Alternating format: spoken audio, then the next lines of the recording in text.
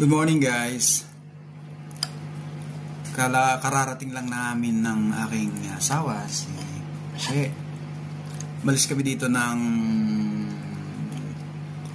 8 na. Actually, tumatakbo ko pagka ganitong pa-summer na.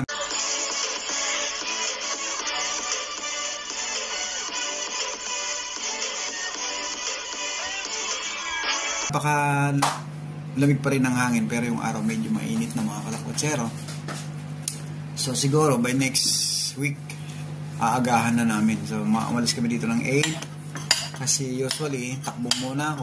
Pag galing ng takbo, pahinga ng konti, punta na ng simbahan ng 9:30 kasi 9 ng 10 ng mass. So ang ginawa namin, jogging, diretso na sa simbahan. Dito naman mga kalakwatsero, kahit ano lang yung suot mo totoo nga naman, magsisimba ka lang naman, hindi ba naman kailangan magpasikat. Although kailangan presentable din ang suot mo. Pero walang titingin sa iyo kamukha dyan sa atin sa Pilipinas na hindi maganda. Ganun dito, walang pakialaman. So pag galing dito, lakad kami papuntang Pinret, doon sa dati kong tinitirahan. Tapos umikot ako ng 5 ikot.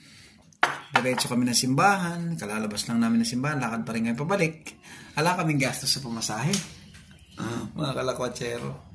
So, nandito na kami sa bahay. Ano na to? Almutang na to, mga kalakwatsero, dahil brunch. Wala na sa almusal, langanin sa tanghali. Alas 12 na pala. 10 minutes. So, naigitong nandito asawa ko kasi nakokontrol niya akong gumastos. Mahilig akong kung ano-ano pag may dadaan tindahan, bili. So ngayon, ang gastos lang namin yung sa simbahan. Pero walang ano pa man na binili, mga kalakwatsero. So, meron naman kami ditong pasta kagabi.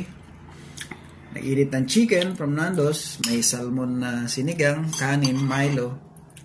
Tanghalian tayo, mga kalakwatsero. Di ba? Pahinga ng konti. Mamaya magsisisig kami. Bahala na kung anong maluto ulit mamaya. Hindi pa tayo nagpakain ng mga ibon natin Kanina Hindi na mga ibon. Sushi. Nalamas pa. Dito na naman kasi tayo. Kain tayo mga kalakwatsero ng tanghalian. Gandang gabi dyan sa Pilipinas. Aming mga anak dyan. Pamilya. Kain tayo, kain.